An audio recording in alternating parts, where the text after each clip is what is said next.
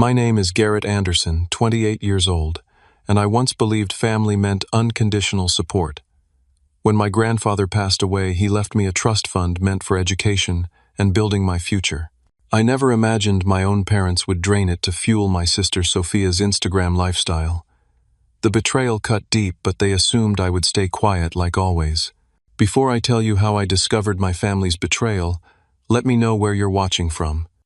Hit that like and subscribe button because what happened next changed my understanding of family forever. I grew up in Lexington, a suburban town just outside Boston. Our neighborhood was filled with colonial-style homes, well-maintained lawns, and families who valued education and hard work. My childhood wasn't extravagant, but we were comfortable. My father, Robert, worked as a marketing executive for a regional firm, bringing home a decent salary. My mother, Linda, taught third grade at the local elementary school, passionate about education, but always reminding us about living within our means. From my earliest memories, our family dynamic had a clear pattern. My younger sister, Sophia, was the star, the one whose achievements were celebrated with enthusiasm, while mine received polite acknowledgement. When I brought home straight, as my parents would nod approvingly. When Sophia brought home B's and C's with 1A, they'd take us out for ice cream to celebrate her academic breakthrough. "Your sister needs more encouragement," my mother would explain whenever I expressed frustration. "You're naturally gifted, Garrett. Sophia has to work harder." This pattern continued throughout our childhood. Sophia needed new dance shoes, special tutoring summer camps for enrichment. Meanwhile, I worked part-time jobs starting at 16 to pay for my own extracurricular activities. It wasn't that we were poor, it was simply that family resources seemed perpetually directed toward Sophia's needs and wants. The one person who saw me differently was my grandfather, Richard, a self-made businessman who built a successful construction supply company from nothing. He recognized something in me that my parents seemed to overlook. While my parents attended Sophia's dance recitals, Grandpa Richard would come to my debate tournaments and science fairs.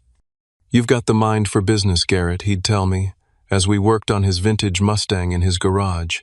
"Not just the smarts, but the patience. That's rarer than people think."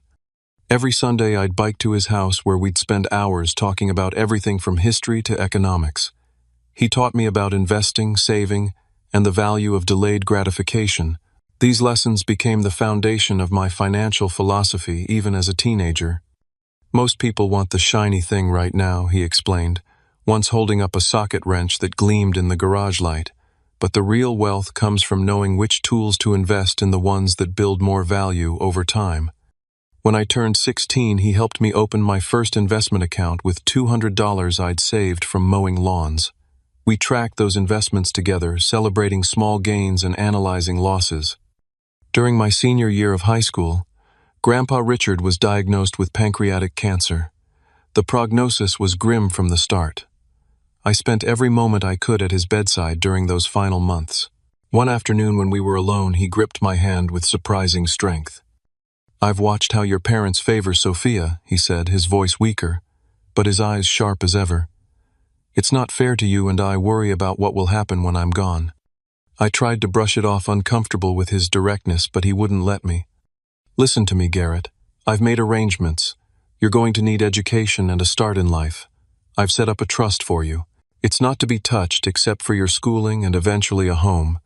Your parents will be trustees until you're 30, but the money is for you." 2 weeks later, he was gone.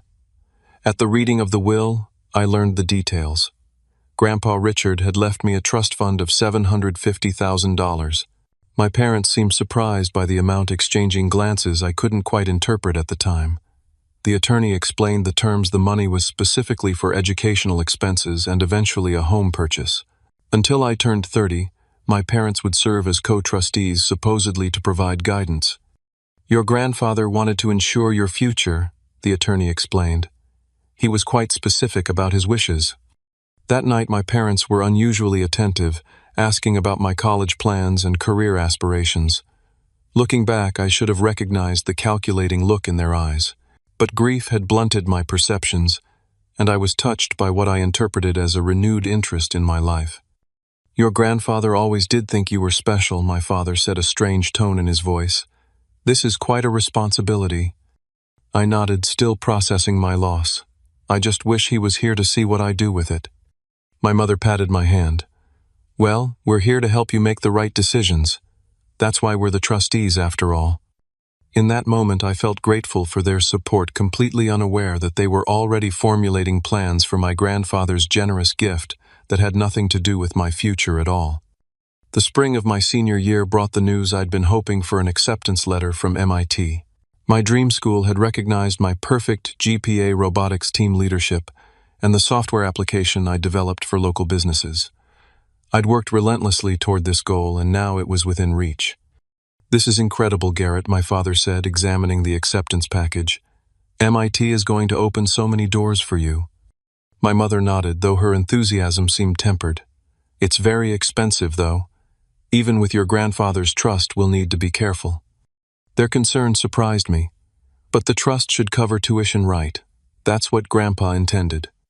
Of course, my father agreed quickly. We just need to be strategic about how we use the funds. College is expensive, but life after college can be even more costly. I accepted their explanation, focused on preparations for my new adventure. The summer passed in a blur of orientation materials, dorm shopping, and saying goodbye to high school friends. Meanwhile, Sophia had just completed her sophomore year already, talking about wanting to switch schools to one with a better performing arts program. The day before I left for Cambridge, my father called me into his home office. Your sister has an incredible opportunity, he explained. There's an exclusive summer dance intensive in New York, but the application deadline passed while we were figuring out finances. I nodded, unsure why he was telling me this. The program director is willing to make an exception, but we need to pay the tuition immediately, $15,000. The amount shocked me. That's a lot for a summer program. It's an investment in her future, he countered. The thing is, we're a bit cash-strapped with your college expenses coming up.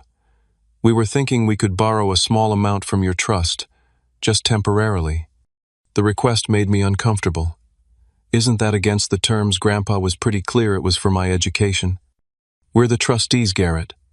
We have some discretion in how the funds are managed. This is family helping family. Your sister would do the same for you. Though doubts nagged at me, I reluctantly agreed. Just this once, and it gets paid back right. Of course, my father assured me. By Christmas, guaranteed. That fall, I threw myself into MIT's challenging curriculum. The campus buzzed with innovation, and I found myself surrounded by peers who shared my passion for technology and problem-solving. For the first time, my academic enthusiasm was the norm, not something that made me the odd one out. I joined the robotics lab and began building connections that would shape my professional future. Midway through my first semester, my mother called. Sophia got the lead in her school production, but she needs special coaching to really shine. Just $3,000 this time from the trust. We'll pay it back with the other loan. Again, I agreed, though, with growing reservations. By spring semester, another call came, this time about a once-in-a-lifetime opportunity for Sophia to participate in a music video casting that required new headshots, wardrobe, and coaching. Another $5,000. The pattern continued throughout my college years. Each request came with promises of repayment that never materialized. Each time the justifications grew thinner while the amounts grew larger. Junior year, I received a prestigious internship offer from a Seattle tech firm. When I called home with the news, my parents' response was tepid. That's nice, honey, but did you consider looking for something closer to home? Sophia is preparing for her college applications, and she could use your help with the essays. The internship in Seattle proved transformative. Away from the constant financial pressure of my family, I thrived in the innovative environment. My supervisors praised my work ethic and technical skills, ultimately offering me a return internship with the possibility of full-time employment after graduation. When I returned for my senior year, I noticed a change in my parents' communication. They called less frequently, except when they needed something. During winter break, I was shocked to find Sophia driving a new car. Early graduation present, my father explained dismissively when I questioned it. She needed reliable transportation for auditions. Meanwhile, I was still driving the 10-year-old Honda I'd purchased with my own savings. The disparity was becoming impossible to ignore. By graduation, my relationship with my parents had cooled considerably. They attended the ceremony, of course, taking plenty of photos to share with relatives and friends. But there was an undercurrent of tension neither of us acknowledged. As expected, the Seattle company offered me a full-time position with an impressive starting salary. The opportunity would take me 3,000 miles from home, a distance that suddenly felt necessary for my well-being. "You're moving so far away," my mother lamented when I shared the news. "What about staying closer to home? There must be tech companies in Boston." "This is a perfect fit for my career goals," I explained firmly. "And honestly, I think some distance might be good for all of us right now." My father frowned. "What's that supposed to mean?" I chose my words carefully. "I think we all need some space to establish our adult relationships. Sophia's starting college. I'm starting my career. It's a natural transition." What I didn't say was that I needed distance from their constant financial demands and the blatant favoritism that had only intensified over time. Moving to Seattle represented not just a career opportunity, but a chance to establish boundaries I'd been unable to create while in close proximity to my family. The day I left for Seattle, my parents hugged me at the airport, my mother teary-eyed. "Don't forget where you come from," my father said, clapping me on the shoulder. "Family is everything." As my plane took off, I couldn't help wondering if their conception of family was the same as mine, or if to them I was simply a resource to be tapped whenever Sophia needed something I had. Seattle embraced me with its evergreen landscape and thriving tech scene. I rented a modest apartment in Capitol Hill, close enough to walk to work at Horizon Technologies. The company culture encouraged innovation, and I quickly found myself immersed in challenging projects that stretched my abilities. My team lead Marcus became both mentor and friend, helping me navigate the transition from academic excellence to professional success. "You've got solid instincts," he told me after I debugged a particularly troublesome section of code. "Most new grads want to show off complicated solutions. You look for elegance and efficiency." Those first months I established a simple but comfortable life. I furnished my apartment with second-hand finds, started building an emergency fund, and explored my new city on weekends. For the first time, I controlled my own finances completely, with no one questioning my choices or asking for loans. Contact with my family dwindled to monthly phone calls and occasional text messages.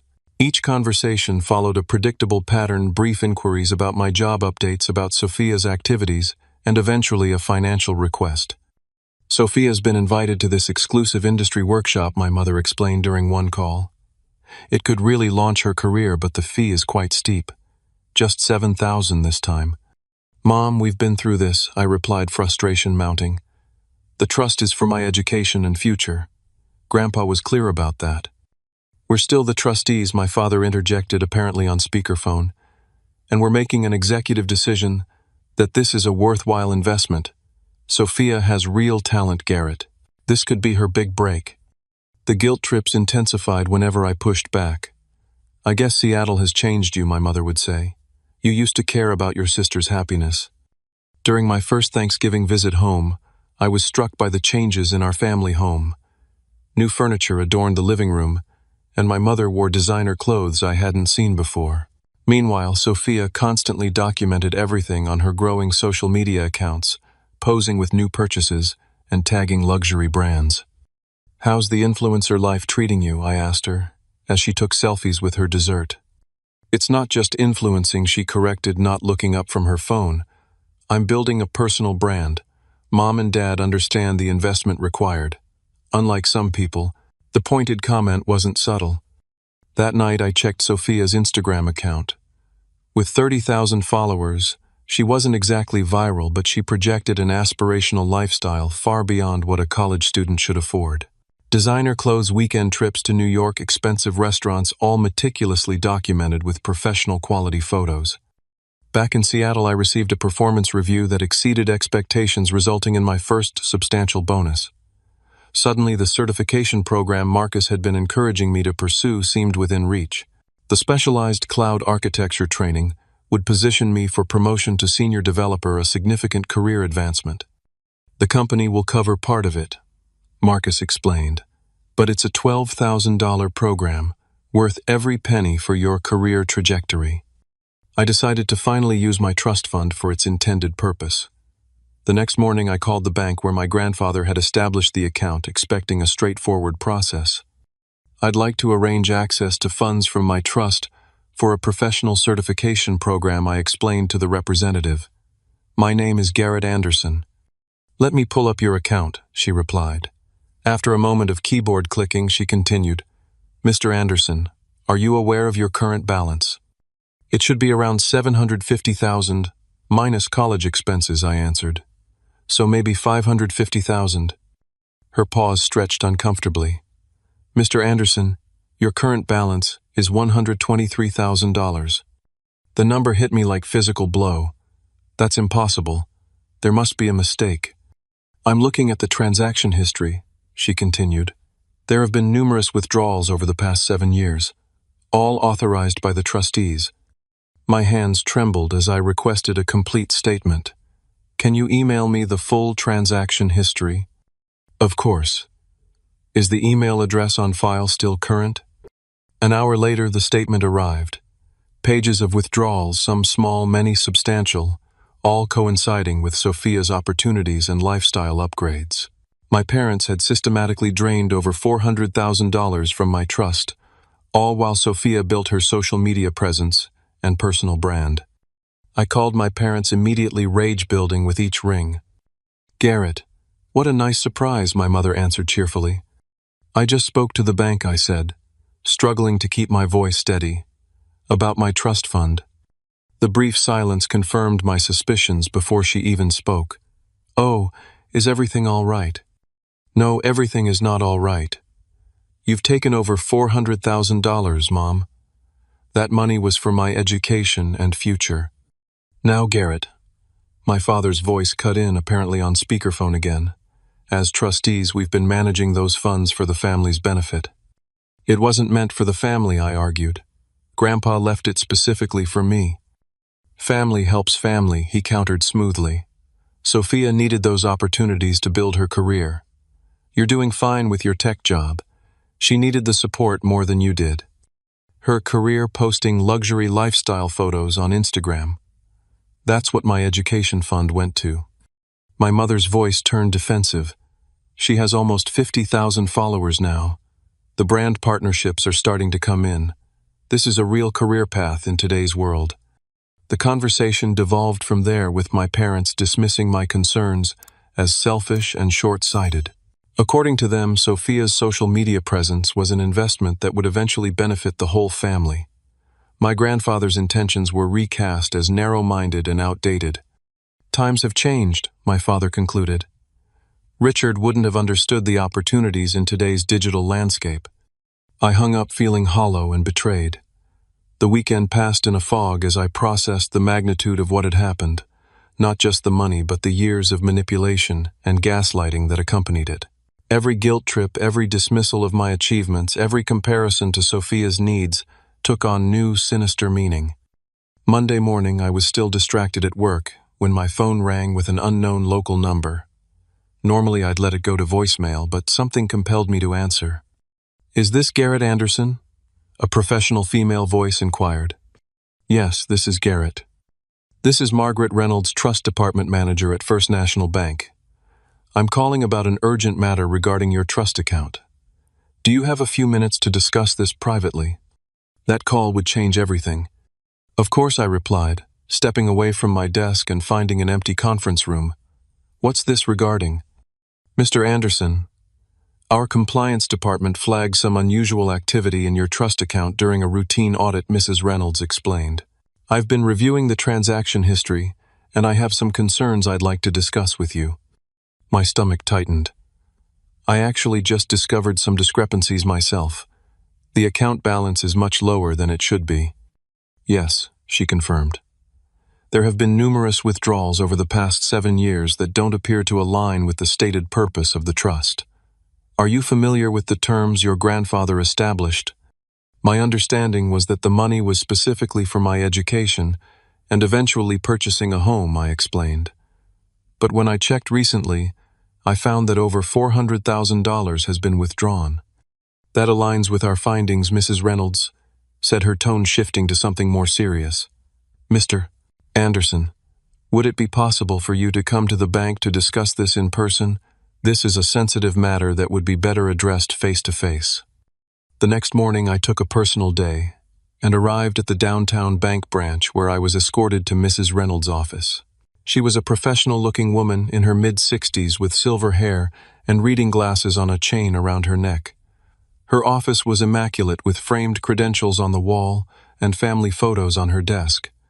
"Thank you for coming in, Mr. Anderson," she said, gesturing to the chair across from her desk. "I've prepared a complete transaction history for your review." She handed me a thick folder containing printed statements dating back to when the trust was first established. Each page told the story of systematic withdrawals beginning with smaller amounts during my freshman year of college and gradually increasing in both frequency and size. As you can see, Mrs. Reynolds continued, there were 78 separate withdrawals over the past 7 years. The pattern is concerning from a fiduciary responsibility standpoint. I flipped through the pages, noting dates that coincided with Sophia's dance intensives, her car purchase, the apartment renovation my parents had undertaken last year. Each withdrawal represented another betrayal, another moment when my future was sacrificed for Sophia's present. I confronted my parents about this, I told her. They claimed that as trustees they had the right to determine how the money was used. They said they were making executive decisions for the family's benefit. Mrs. Reynolds removed her glasses, her expression grave. "That's not accurate, Mr. Anderson. Your grandfather was very specific about the purpose of this trust. Education and housing for you exclusively. The trustees have a legal obligation to honor those terms." She pulled out another document, this one bearing my grandfather's signature. "This is the original trust agreement. I'd like you to review Section 7 regarding appropriate disbursements." I read the highlighted text. "All disbursements from this trust shall be exclusively for the educational expenses and future housing needs of my grandson, Garrett Richard Anderson. Any other use constitutes a breach of fiduciary duty." My parents knew this, I said, anger building again. "They deliberately misused the funds." "It appears so," Mrs. Reynolds agreed. "And there's more you should know. Your grandfather was a client of mine for many years. We worked together to establish this trust, and he shared his concerns with me." This caught me by surprise. "What concerns?" "He worried that your parents might not respect his wishes. He observed certain family dynamics that troubled him." Her diplomatic phrasing couldn't mask the implication. "You mean how they always favored my sister?" I translated flatly. She nodded once. "He never said it quite so directly, but yes. That's why he included a specific safeguard in the trust agreement. Something your parents apparently never noticed or perhaps didn't understand." My curiosity was piqued. "What kind of safeguard?" Mrs. Reynolds turned to another section of the document, Section 12 regarding misappropriation of funds. It states that any withdrawals not explicitly for education or housing would be classified as loans to the trustees accruing interest at 2% above prime rate compounded annually. The implications slowly dawned on me. "So you're saying—" "I'm saying that every dollar your parents withdrew for purposes other than your education or housing is legally considered a loan that must be repaid to the trust, with interest." She handed me another document. This spreadsheet shows the current amount, due $512,000. The figure was staggering, but they've spent that money on my sister's Instagram career, home renovations, vacations. "That's unfortunate but legally irrelevant," Mrs. Reynolds stated matter-of-factly. "As the bank administering this trust, we have a fiduciary responsibility to enforce its terms. Now that this has been flagged in our system, we're obligated to pursue recovery of misappropriated funds." "What does that mean exactly?" I asked. "It means the bank will be sending formal notice to your parents as trustees demanding repayment of all misused funds plus accrued interest within 30 days. Failure to comply would result in legal action." The reality of the situation settled over me. This wasn't just about me confronting my parents anymore. It had escalated to a legal matter with significant consequences. "Mr. Anderson, Mrs. Reynolds continued gently, I understand this puts you in a difficult position with your family. However, I want you to understand that this process will proceed regardless of your personal feelings. The bank has a legal obligation to recover these funds. I nodded slowly. I understand. That said, she added, it might be better for everyone if you spoke to your parents before they receive the formal notice. It could give them time to make arrangements without the added pressure of immediate legal action. As I left the bank, my phone rang. It was my father. Garrett, he began without preamble, his voice tense. We just got a strange email from the bank about your trust fund. Something about an audit and potential improper disbursements. What's going on? They hadn't received the formal notice yet, just a preliminary communication. Still, my father's tone had none of the dismissive confidence from our previous conversation. For the first time, he sounded worried. I had a meeting with the trust manager today, I replied calmly. Turns out Grandpa was pretty thorough when he set up the trust. What does that mean? My father's voice rose slightly. It means the bank knows you've been misusing the funds, and there are consequences. Now listen here, he began, but I cut him off. No, you listen. For years, you and Mom have taken advantage of me and betrayed Grandpa's wishes. You've stolen my future to fund Sophia's Instagram fantasies, and now it's catching up to you. We are your parents, he hissed. After everything we've done for you.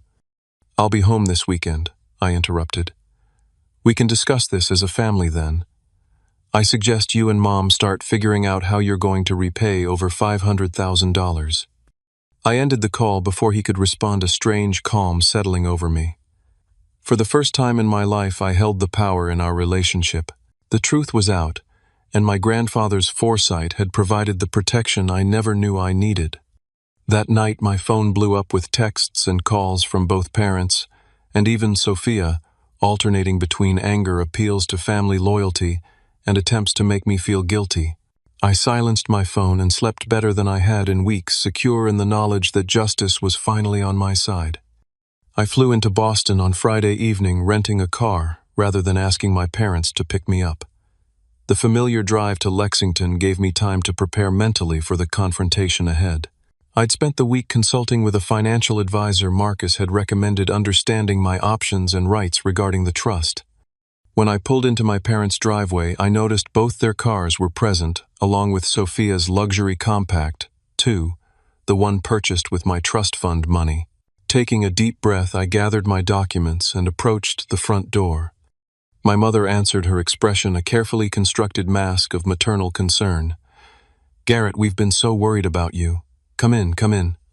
The living room had been staged for what they clearly hoped would be a reconciliation. Coffee service laid out my father in his armchair, projecting calm authority. Sophia perched on the sofa, looking uncharacteristically subdued. The familiar setting felt surreal now that I understood the years of deception it had housed. Son, my father began gesturing to the empty seat. We need to clear the air about this misunderstanding. Misunderstanding, I repeated, remaining standing. Is that what we're calling systematic theft now? My mother flinched. That's a horrible thing to say to your parents. We've only ever wanted what's best for this family. Let's be specific about who in the family you wanted the best for. I countered, opening my folder and placing the transaction history on the coffee table. 78 withdrawals over 7 years. $400,000 to fund Sophia's career and your lifestyle upgrades. Sophia shifted uncomfortably. I didn't know the money was coming from your trust fund. They told me there was family money set aside for career development. There was family money set aside, I replied, looking directly at her. My money, left to me by Grandpa, specifically for my education and future. My father cleared his throat. Garrett, you need to understand that as parents we have to make decisions for the good of both our children. Your sister's career path required significant investment at a crucial time. Posting sponsored content on Instagram is not a career path that justifies stealing from my future, I shot back. But this isn't just about your moral failure anymore. This is about legal consequences. I removed the trust document from my folder, turning to the highlighted sections. Mrs. Reynolds at the bank walked me through the trust agreement, the one you signed as trustees, the one that explicitly states the money was only for my education and housing. My mother's composure began to crack. We're your parents. We have the right to make financial decisions. No, I interrupted firmly. You had a fiduciary responsibility to honor the terms of the trust. Instead, you systematically violated them for years. And here's what you apparently never bothered to read. I pointed to Section 12, the safeguard Grandpa built in. My father leaned forward, reading the clause with growing alarm. This can't be legally binding. We're the trustees. It's absolutely binding, I assured him. I've consulted with a financial advisor and an attorney. Every dollar you misappropriated is considered a loan that must be repaid to the trust, with interest. The color drained from my mother's face. $500,000. That's impossible. We don't have that kind of money.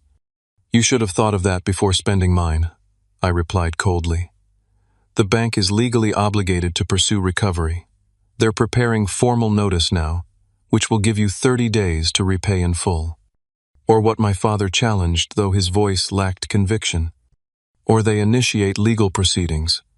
The trust document gives them the right to place liens against your property, garnish wages, and pursue any assets you have. Plus, you'll be liable for all legal fees. The gravity of the situation finally seemed to penetrate their denial.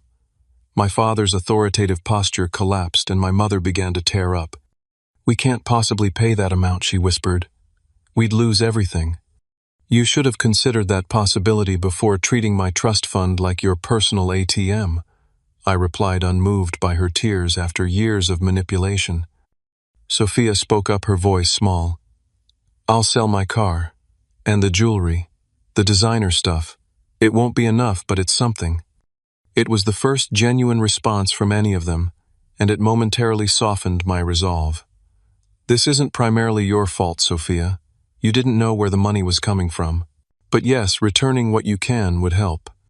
My father suddenly shifted tactics. Garrett, be reasonable. We're family. Surely we can work something out without getting lawyers involved. Maybe a payment plan directly to you. The money doesn't get repaid to me, I clarified. It gets repaid to the trust, and the bank is already involved. This isn't a negotiation between us anymore. There must be something you can do, my mother pleaded.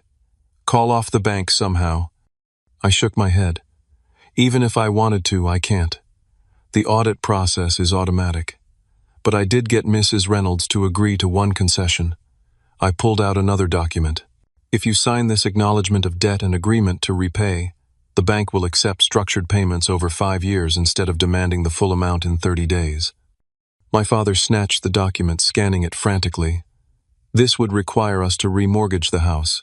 We'd have to liquidate our retirement accounts. Yes, I agreed simply. Those are the consequences of your actions. After everything we've done for you, my mother began attempting one last guilt trip. What exactly have you done for me? I asked quietly. You favored Sophia my entire life. You dismissed my achievements. You stole the one thing my grandfather left specifically to secure my future. So please tell me what I should be grateful for. The room fell silent. My father stared at the repayment agreement, my mother dabbed at her tears, and Sophia examined her manicure, likely calculating its resale value. You have a choice, I continued.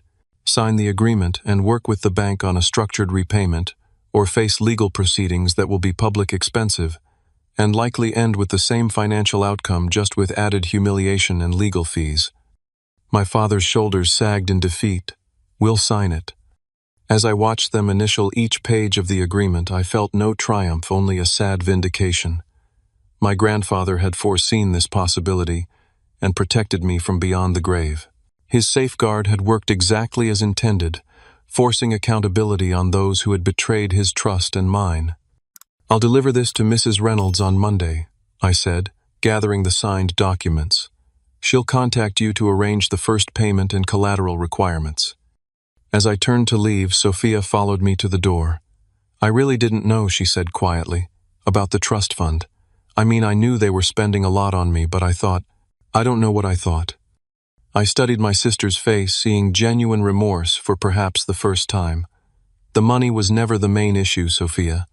It was the betrayal, the systematic favoritism, the way they turned what should have been a normal sibling relationship into a competition I wasn't even allowed to know I was participating in.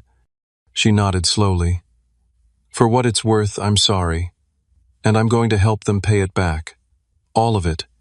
It wasn't everything, but it was a start. The Monday after my confrontation with my family, I delivered the signed repayment agreement to Mrs. Reynolds.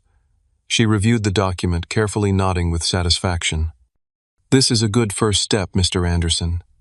Our recovery department will contact your parents to establish the payment schedule and collateral requirements." "What happens now?" I asked. "The bank will place a lien on your parents' home as security for the debt. They'll be required to make monthly payments of approximately $8,000 for the next 5 years. Any default would trigger accelerated collection procedures."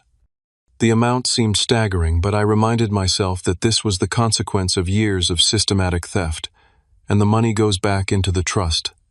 "Yes, to be used according to your grandfather's original intentions. Education and housing for you exclusively." Over the next few weeks, the full impact of the repayment agreement rippled through my family. My mother called to inform me they were putting the house on the market. "We can't afford the payments and the mortgage," she explained, her voice tight with resentment. "We'll be downsizing to a condo." I acknowledged the information without offering sympathy. Years of manipulation had hardened me against their attempts to evoke guilt. Sophia's Instagram presence underwent a dramatic transformation. Gone were the luxury goods and exotic vacation posts. Instead, she began selling her designer items online, documenting the process with surprising transparency. Resetting my priorities, she captioned one post, showing a collection of expensive handbags being packaged for resale. Material things don't define success. 3 months after the confrontation, I received an unexpected email from Sophia requesting a video call. Curious, I agreed. Her face appeared on my screen, noticeably changed. The carefully contoured makeup was gone, replaced by a natural look I hadn't seen since she was a teenager. "Hey," she began awkwardly. "Thanks for talking to me." "Sure," I replied, keeping my tone neutral. "What's up?" "I wanted you to know that I've moved out of Mom and Dad's new place. I got a job as an administrative assistant at a marketing firm. Entry level, but it's a real job with benefits." The news surprised me. "What about your influencer career?" She laughed without humor. "Turns out when you can't afford to maintain the lifestyle, the sponsors disappear pretty quickly. But honestly, I'm relieved. It was exhausting pretending to be something I'm not." "That's mature of you," I acknowledged. "I also wanted to tell you that I've been making payments directly to the bank separate from what Mom and Dad are paying. It's not much yet, but I'm committed to helping fix this." Her words seemed genuine, a marked departure from the entitled sister I'd known. "I appreciate that, Sophia. Really." "There's something else," she continued, fidgeting nervously. "I've been doing a lot of thinking about our childhood, the way Mom and Dad always favored me. I didn't see it then, or maybe I didn't want to see it. But looking back, it was so obvious and so unfair to you." This unexpected acknowledgement caught me off guard. "It wasn't your fault. You were a kid too." "Maybe not initially," she agreed. "But as I got older, I could have questioned it. Instead, I leaned into being the golden child because it benefited me." She paused, gathering courage. "I'm sorry, Garrett, for my part in all of it." Her apology felt like the first honest interaction we'd had in years. "Thank you for saying that." Our conversation shifted to more neutral topics. Her new job, my projects at work, but something fundamental had changed between us. The artificial hierarchy our parents had created was crumbling, allowing the possibility of a relationship built on mutual respect rather than competition. Meanwhile, my parents' response to the consequences took a different path. After the initial shock wore off, they retreated into a narrative of victimhood, casting me as the ungrateful son who had devastated their retirement plans. They sold the house, liquidated investments, and complained bitterly to extended family about my legal attack on them. The family gossip made its way back to me, through my Aunt Carolyn, my mother's sister. "Your mother is telling everyone you sued them and forced them out of their home," she informed me during a rare phone call. "Is that true?" I explained the reality of the situation: the trust, the misappropriated funds, the bank's legal obligation to recover the money. I didn't sue them. The bank enforced the terms of a trust they violated. Aunt Carolyn sighed heavily. "That sounds more plausible. Your parents always did have a selective relationship with the truth, especially when it came to money and Sophia." Her validation of my experience was unexpectedly healing. You noticed it too. Everyone noticed Garrett.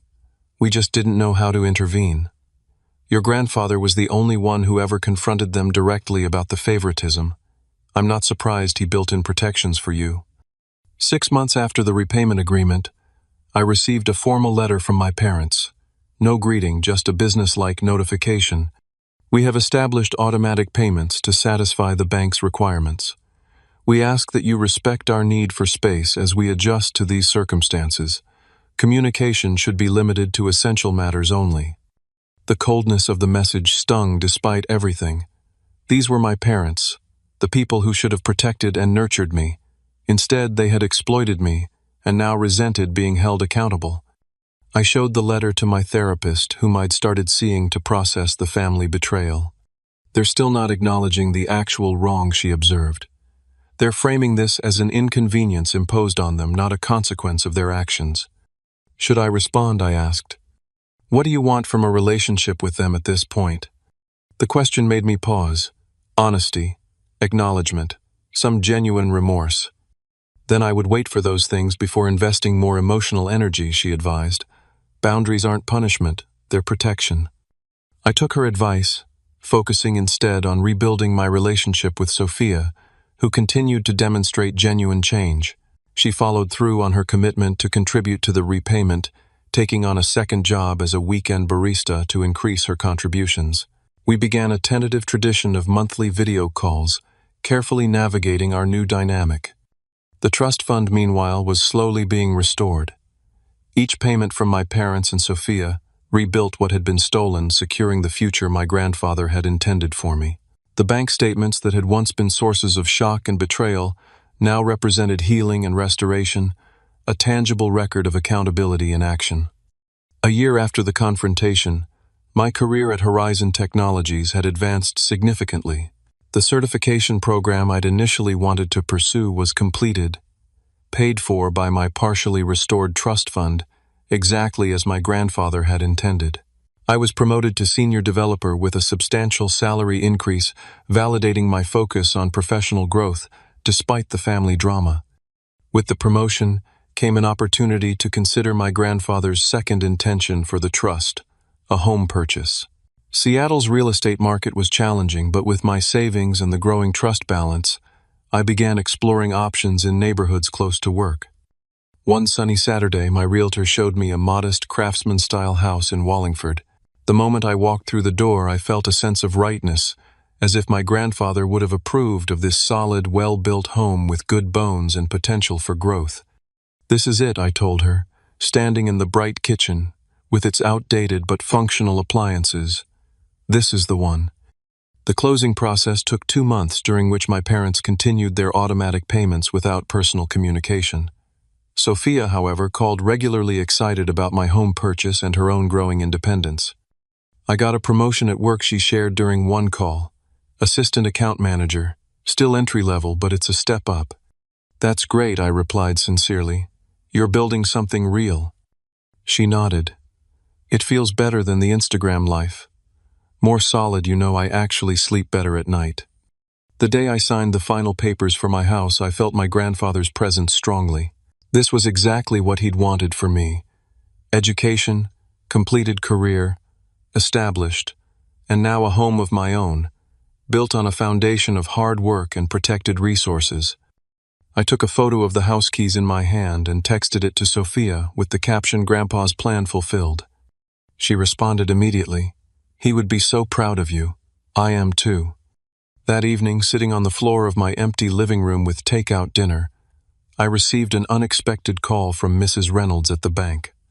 "Mr. Anderson, I wanted to personally let you know that your parents have made an offer to settle the remaining balance of their debt to the trust." This surprised me. They're still years away from full repayment. "Yes, but they've apparently decided to liquidate additional assets to clear the debt entirely. They've sold their vacation property in Maine and some investments. The bank has accepted their offer." The news left me conflicted. On one hand, the accelerated repayment meant my trust would be fully restored sooner. On the other hand, the sudden decision suggested they were cutting ties even more decisively, paying off their debt to be free of the connection to me. A week later, as I was unpacking boxes in my new home, my doorbell rang. Opening the door, I was shocked to find Sophia standing there, suitcase at her feet. "Surprised," she said tentatively. "I hope it's okay that I came. I have a job interview in Seattle tomorrow, and I thought maybe—" "You could stay here," I finished, stepping aside to let her in. "Of course."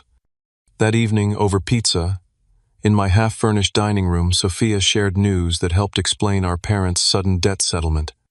"They're moving to Florida," she revealed. "Dad took early retirement. They sold almost everything, paid off the bank, and bought a small condo in a retirement community." Without telling me, I noted, unsurprised. "They're not handling any of this well," she admitted. "In their minds, they're the victims in this story. They talk about you forcing them into retirement, not about how they spent your money." "And you?" I asked. "Where do you stand now?" She considered the question carefully. "I think they were wrong. Completely wrong. Not just about the money, but about how they treated you your whole life, and how they encouraged me to see myself as somehow more deserving." She met my eyes directly. "I don't want to be that person anymore." Her honesty was refreshing after years of family dynamics built on denial and manipulation. "The job interview tomorrow," I ventured. "Is that real or an excuse to visit?" "It's real," she grinned. "Marketing coordinator position at a firm downtown. Lower salary than Boston, but Seattle has more opportunities in the long run." And she hesitated. "It would be nice to be closer to my brother. Start fresh, you know." 2 days later, Sophia called with the news that she'd been offered the job.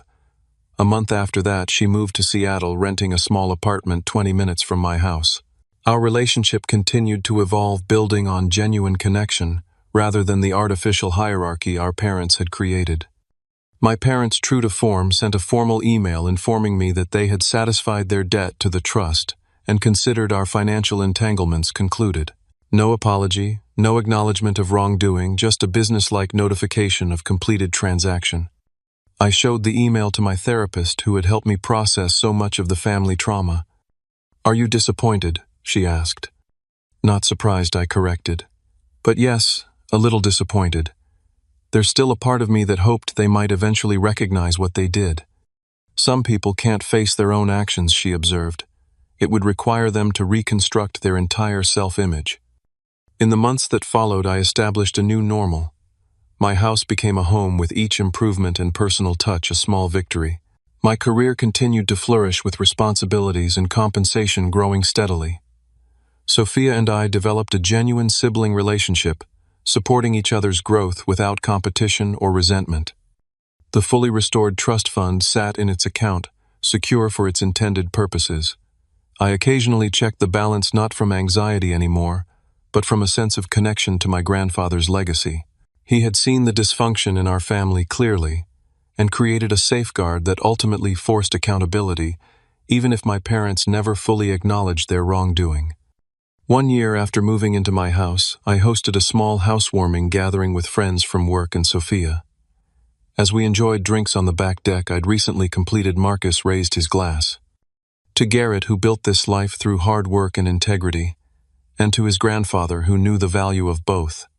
Later, after the guests had departed, Sophia helped me clean up the kitchen.